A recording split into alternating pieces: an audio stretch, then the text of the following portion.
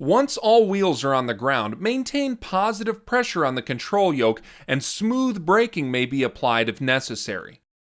Maintaining control pressure and any crosswind correction is critical for the proper directional control. Remember to keep flying the aircraft even after it has made contact with the runway. The duty to fly the aircraft is not complete until that aircraft is parked and secured. Before accomplishing a normal approach and landing, it is important to reference notes found in the appropriate POH. Cessna emphasizes a few key steps in their description of normal landings for the Cessna 172S. According to the Cessna POH, normal landing approaches can be made with power on or power off with any flap setting within the flap airspeed limits. Landing at slower speeds will result in shorter landing distances and minimum wear to tires and brakes. Power must be at idle as the main wheels touch the ground. The main wheels must touch the ground before the nose wheel. The nose wheel must be lowered to the runway carefully after the speed has diminished to avoid unnecessary nose gear loads. Now that the premise of the normal landing has been established, the standards to which a pilot must demonstrate are found in the appropriate PTS. These standards focus on safety and vary little between private pilots and commercial pilots.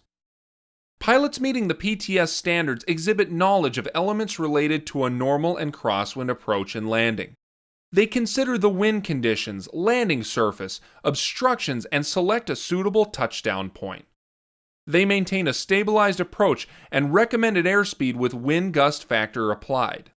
They apply smooth, timely, and correct control applications during the roundout and touch down as the aircraft touches down smoothly at approximate stalling speed.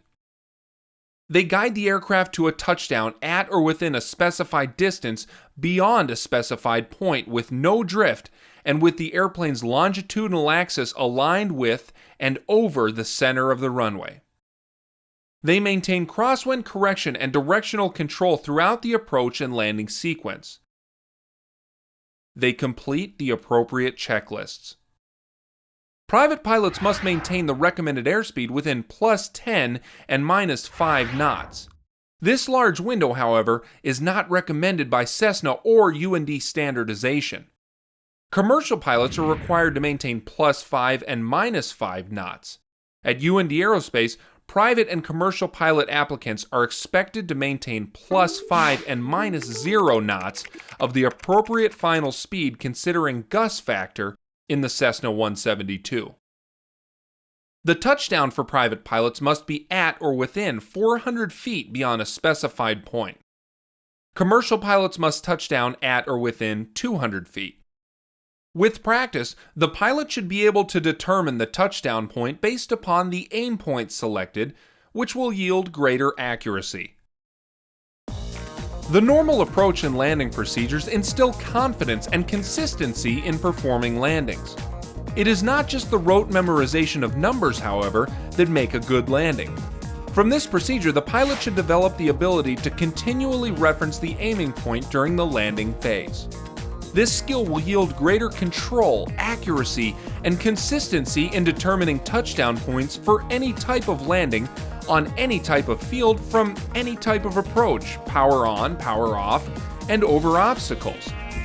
Once a pilot is comfortable with using visual glide path indicators, practice should enable a pilot to recognize a 3-degree glide path without these references. Visual references such as the PAPI and VASI are not the only markings a pilot can use to determine glide path. Another reference that is not as utilized is the runway numbers themselves. The numbers will generally not be the aiming point for a normal landing, but if they are legible, the pilot is close to the proper glide path. If they look tall, the pilot is too high. If they appear squished, the pilot is too low. This normal approach will be a power-on approach. Smooth adjustments with slight control pressures will be required throughout. If aggressive adjustments are required, the pilot must question whether or not the approach really is stable. While the actual power setting will vary based on weight and balance, density, altitude, and a plethora of other factors, a significant reduction in power is required at the abeam point. Remember, this really is supposed to look like a rectangular traffic pattern. Use those ground reference techniques, and don't forget, the aircraft is capable of safely banking up to 30 degrees in the traffic pattern. There will be days when you may have to use all of it. Stay focused, stay coordinated, and stay safe. Sometimes, in the course of navigating busy airports and airspace, it is necessary to extend or modify various legs of the pattern. The pilot should develop a sense of timing for when to make proper power, configuration, and airspeed changes based on the ideal pattern. Although the pattern itself may change due to ATC requests such as extend downwind or I will call your base, it is much easier and stabilized to maintain the ideal timing. To do this, the pilot must learn to visualize and estimate distance from the aiming point. For an extreme example, consider a 3-mile straight-in approach to 3-5 left. Even though the aircraft is positioned on final, the pilot should not and does not need to fly 61 knots indicated for the entire 3 miles. Instead, plan the abeam point and the necessary adjustments to be at about 2 miles or as the aircraft intercepts the glide path indicators. The base leg can then start at about 1.5 miles, and the final leg can begin at your normal 3/4 of a mile. If downwind is extended, consider delaying the smooth transition from 90 knots to 61 knots to maintain the timing of the ideal pattern. The normal approach and landing is the first true hurdle presented to any pilot in training.